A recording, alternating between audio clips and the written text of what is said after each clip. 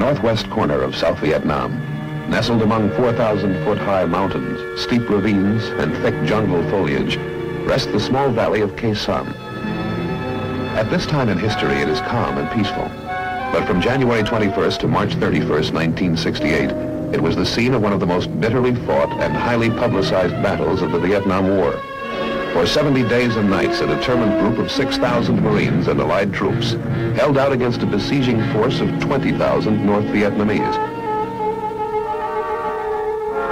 Was Sanh worth it? Why did the U.S. military command feel it necessary to defend this outpost? Many times I'm asked what part I think Sanh will play in the history of our country, and it's almost impossible for me to evaluate it since I was so close to the situation. However, I can tell you a little bit about it, and perhaps the place we should start is with an orientation of its location and some of the features around it. Sanh, as you know, is located 8 to 10 miles from the Sapone River, which is the boundary between Laos and South Vietnam. It's south of the demilitarized zone and has around it certain hill masses which control some of the infiltration routes coming down in this general area. And of course, Route 9, basically the only road in this area, runs from the Laotian border, continues on through and goes almost to the coast of Vietnam. In about April of 1967, the battalion surprised an enemy element on this particular hill mass, and eventually it resulted in the Marines seizing Hill 861, 881 South, and 881 North. After these had been seized, it was determined that a small unit should be placed on Hill 950 in this general area here, so that when August of 1967 rolled around and I took over the base, I found myself with troops on 881 South, 861, and 950. In the summer of 1967, the Battle of Sanh was still many months away, but units of the U.S. Navy Seabees are already at work on the airstrip that will provide the only link with the outside, while the Marines are busy digging trenches and building bunkers.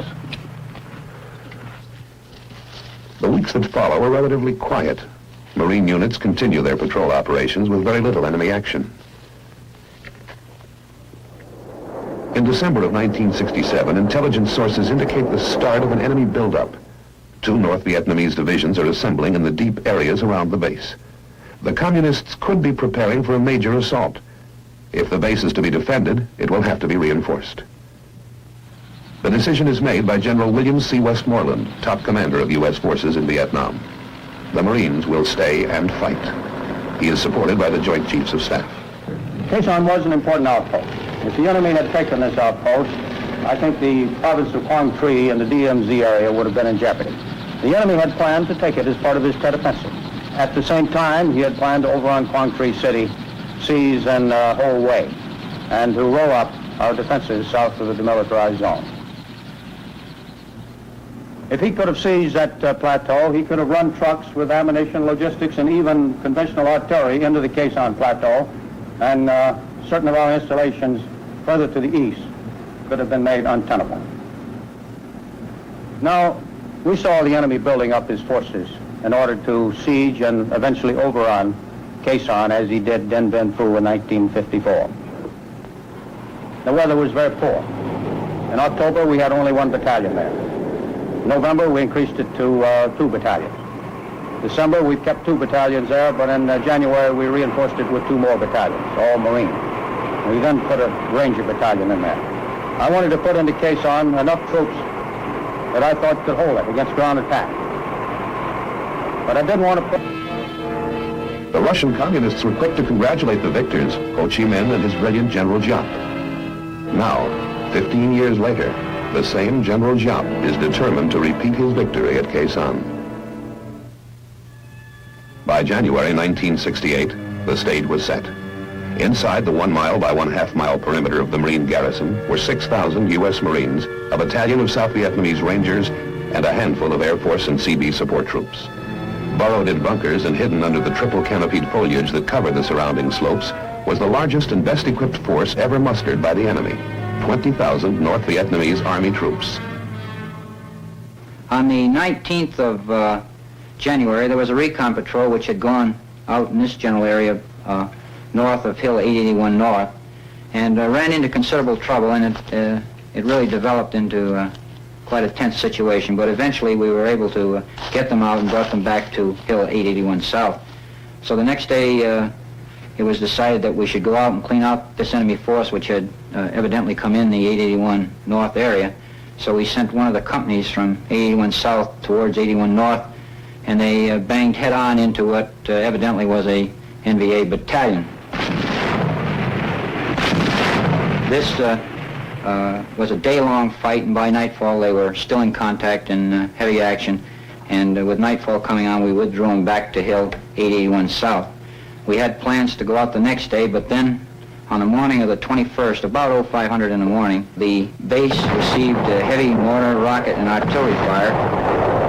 Almost simultaneously, Hill 861 came under attack from about a battalion-sized NVA force, and that no sooner got started than down here in Quezon Village, CAC unit came under attack by about a battalion. So we had three things going at once, and naturally my concern was with all of these forces which are around me. As you can well imagine, I began to become concerned that they might start closing the base. However, it didn't take very long to really upset me when, in a few minutes later, after this whole thing is boiling to a pot, that the ammo dump went completely up, and there were rounds flying all over the place.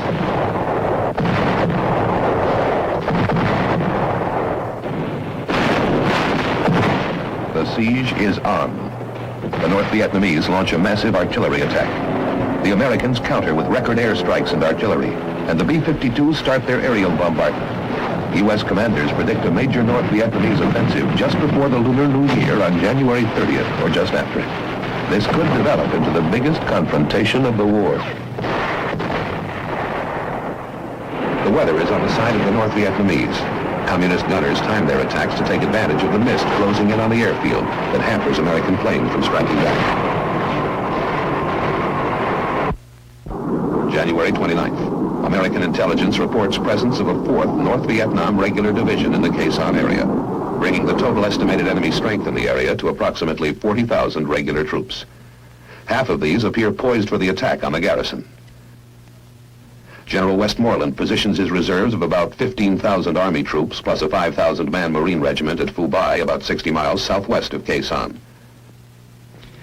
In early February, the enemy again tried to take the 861 complex. However, this time they made an effort on its twin sister 861A. The attack on that hill was repelled through the use of not only the supporting arms, artillery, air, but also, as with every other attack on armor, by the organic infantry weapons, the 81 millimeter mortars, 3.5 rockets, M79, machine guns, and mines, and every other weapon available to an infantry battalion. February 10th. The North Vietnamese Communist Party newspaper boasts that the U.S. faces a defeat as disastrous as that suffered by the French at Dien Bien Phu. There is growing concern over the fate of the Marine garrison, as the U.S. press also revives the specter of Dien Bien Phu. At stake now is more than a key military stronghold. The Communists are out to inflict heavy casualties on the American troops with a major victory, so that the U.S. would enter negotiations on terms favorable to Hanoi. The Battle of Quezon. This was a very traumatic experience for the American people, but I never had any real concern about Quezon. I had a few restless nights, but I had full confidence that we were going to win the Battle of Quezon because we had the means. The Americans have protection from big 175 millimeter guns at Camp Carroll, about 17 miles to the east, and at the Rock Pile, about 12 miles to the northeast. Inside the garrison, the troops have a handful of tanks, anti-tank weapons, 4.2-inch mortars, and about 20 artillery pieces, including 105 and 155 millimeter howitzers. But their secret weapon is their air power. Fighter bombers of the Navy, Marines, and Air Force, capable of mounting 600 flights a day, plus the terrifying power of B-52 bombers that can drop 500 and 750-pound bombs on 50 bomber runs a day. And then there are the supply planes, giant C-130s and 123s that build a lifeline through the shrapnel-infested skies to keep the Marines supplied with food, ammunition, medical supplies, building materials, and mail from home. And according to our calculations, we could supply Quezon by parachute drop, and we had prepared ourselves for this contingency some 18 months before.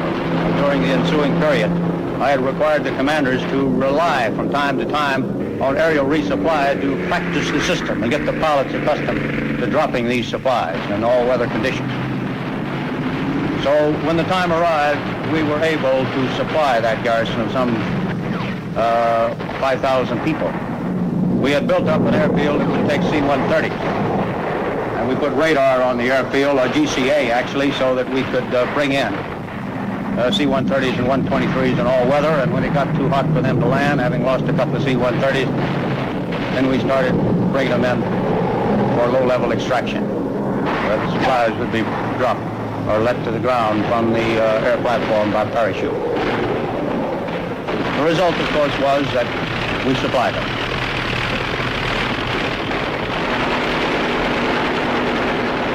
February 13th. Marine casualties mount when a U.S. Marine platoon is ambushed by the Viet Cong 800 yards outside the barbed wire. Throughout the month of February, the North Vietnamese artillery continues to pound the garrison. Some of their guns are apparently dug into the caves across the Laos border 10 miles away, believed to include 130mm and 152mm guns and rockets. The Americans counter with airstrikes and B-52 bombings, pinpointing the advancing communists only yards from the base perimeter. The Marines were told to button up. I told them to confine their patrols to close-in patrols for their own security, because I did not want them venturing too far afield where men would get killed and wounded or lost, so that we could not afford to put our firepower in the area where we knew they were located. And we started pouring it on. And that's the thought that came to mind when I call this Operation Niagara. And this is exactly what happened. The bombs fell all the month of February and all the month of March. Arclight is the code name for these terrifying bombers. Coming in at 20,000 feet and literally destroying the target area with their 500 and 750-pound bombs. The North Vietnamese troops are forced to dig in, keep their heads down, and concentrate on avoiding being scorched by napalm or pulverized by the bombs. When bad weather comes, and at night, they bomb by radar, pinpointing their targets by means of a ground-controlled system called Sky Spot. February 22nd. Troop movements have indicated that the enemy is massing for the long-awaited attack. The defenders waited out, sandbag bunkers and trenches, their position surrounded by tangled coils of barbed wire studded with explosive charges and claymore mines. The incoming artillery fire, rockets, and mortars of the enemy continue to pound the garrison. In Saigon and Honolulu, watch teams manning the war rooms wait throughout the weekend of March 3rd, expecting word that the anticipated communists' assault has been launched. From the communists' viewpoint, the weather conditions are ideal, and American intelligence reports indicate that the all-out attack should come early Monday morning. But it does not develop. Apparently, the communists are unable to mass their troops for the attack because of the airstrikes and heavy bombardment.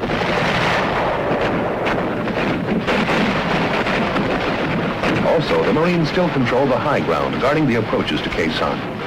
Hills 881, 861, 950, and 558. So far, the enemy has been unable to take any of them. March 13th.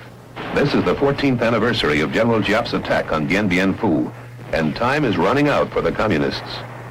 The Marines spend a relatively quiet day, waiting and watching.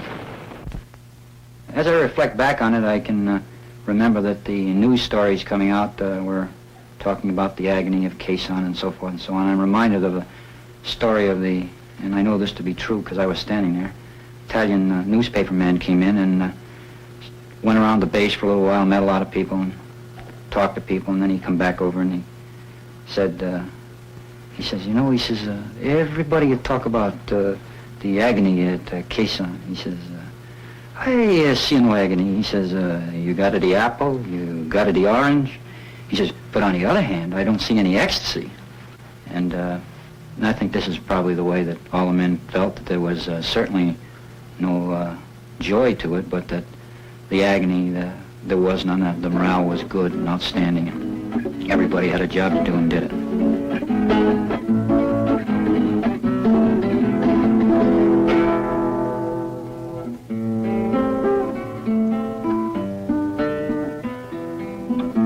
Because of the resupply, we never ran out of C rations.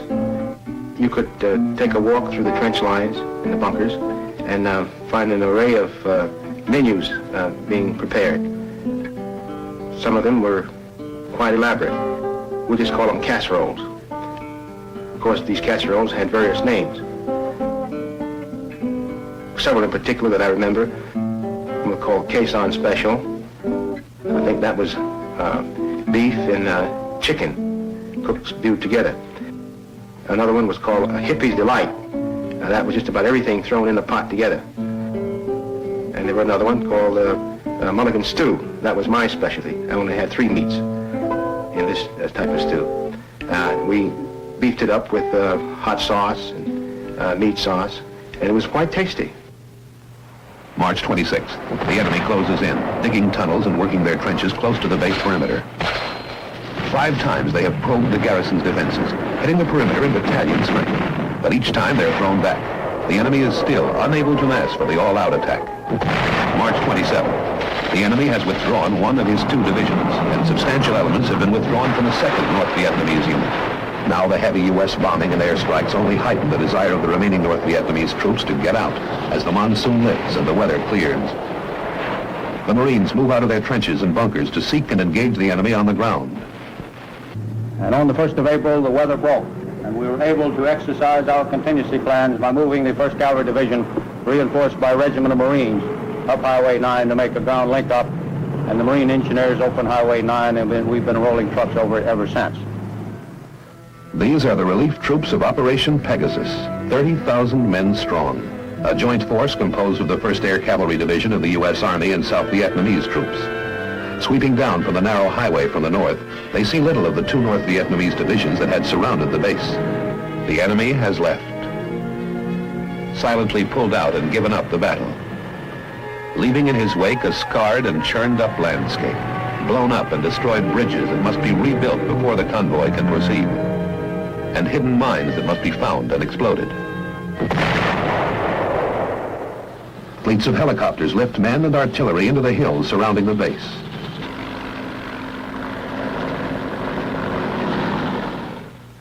And on April 7th, lead elements of the relief troops walk into the base at Khe Sanh. The long siege is over. It is my conservative estimate that 15,000 men were knocked out of action during that period of time. The result was that we broke his back, and he has not regained his strength since.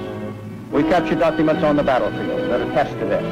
And we've learned from these documents that we not only killed a lot of the enemy and destroyed great quantities of his supplies, but we also made it so hot in that area that he was having great difficulty with desertions. Up to 20 to 25% of companies, according to these documents, deserted and just took off. And I think this is the first time in history where a siege of that magnitude has ever been broken by air power, but it was. And once it was broken by air power, and this was our strategy, it was exploited by a ground operation. But his back had been virtually broken when the ground troops arrived. The aerial bombardment on the North Vietnamese at Khe Sanh was the most intense in the history of warfare. In all, from January 19th until March 31st, more than 103,000 tons of bombs were dropped on the besieging force. Navy, Air Force, and Marine pilots flew more than 24,000 sorties, including 2,500 by B-52s. In addition, the enemy was pounded by more than 100,000 rounds of artillery and mortar fire. After Marine units moved out of Khe Sanh into the surrounding terrain, they discovered hundreds of North Vietnamese bodies in shallow graves. Total enemy casualties for the period were estimated at more than 15,000. Marine losses were 204 killed and 1,622 wounded and evacuated. On May 23rd at the Air Force Base in Utapao, Thailand, General Westmoreland paid tribute to the B-52 crews who had supported the aerial bombardment throughout the siege. You crews that man the B-52, which have been part of the overall team, a professional team, but your contribution has been of the utmost importance, and we would not be in the posture today without what you've contributed. On that same day, at the White House in Washington, D.C., the 26th Marine Regiment and its reinforcing units were cited by the President for their gallant fighting and countless acts of individual heroism in defending Quezon. Colonel David E. Lowndes, the commanding officer of the Marine Post, received the Navy Cross. And Sergeant Major A.W. Smith, senior enlisted Marine at the base, was awarded the Bronze Star.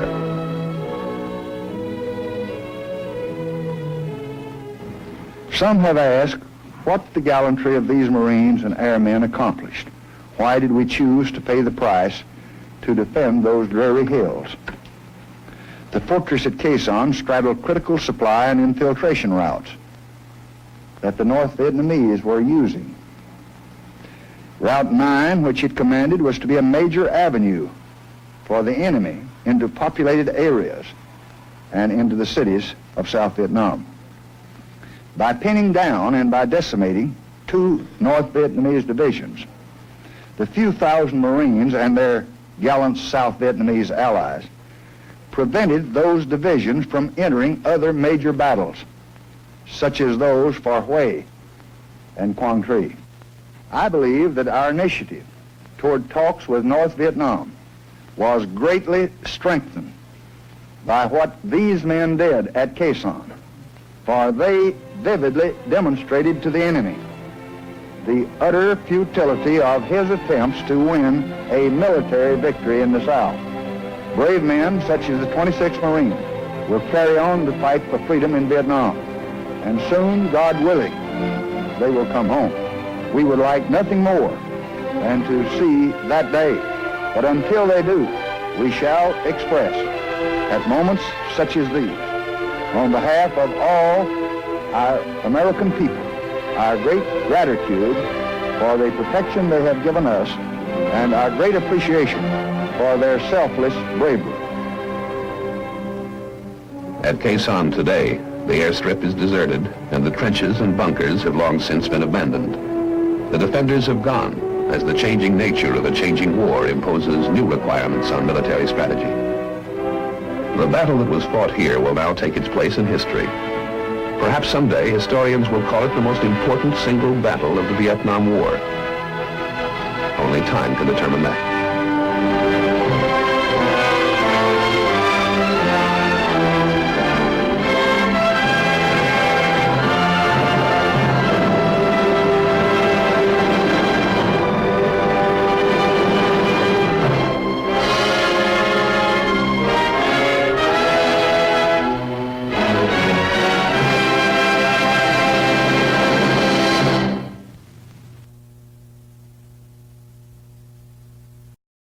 What the gallantry of these Marines and airmen accomplished. Why did we choose to pay the price to defend those dreary hills? The fortress at Quezon straddled critical supply and infiltration routes that the North Vietnamese were using. Route 9, which it commanded, was to be a major avenue for the enemy into populated areas and into the cities of South Vietnam. By pinning down and by decimating 2 North Vietnamese divisions, the few thousand Marines and their gallant South Vietnamese allies prevented those divisions from entering other major battles, such as those for Hue and Quang Tri. I believe that our initiative toward talks with North Vietnam was greatly strengthened by what these men did at Quezon, for they vividly demonstrated to the enemy the utter... When the ground troops arrived.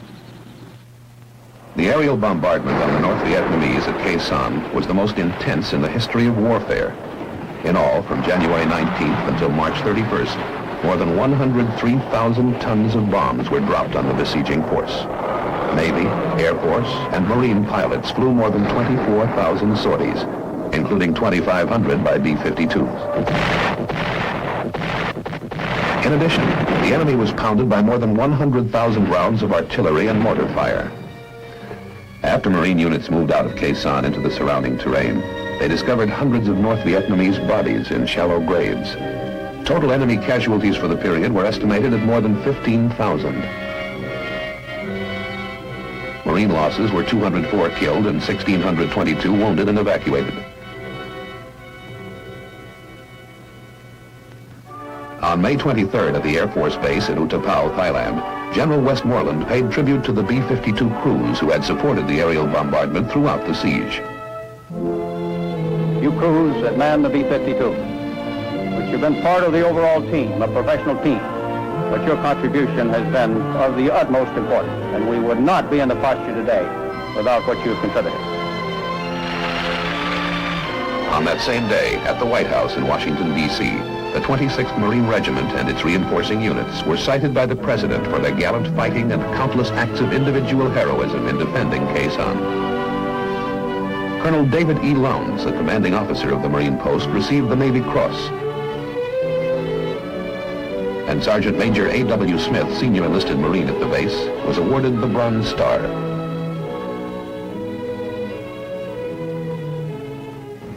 Some have asked what the gallantry of these Marines and airmen accomplished. Why did we choose to pay the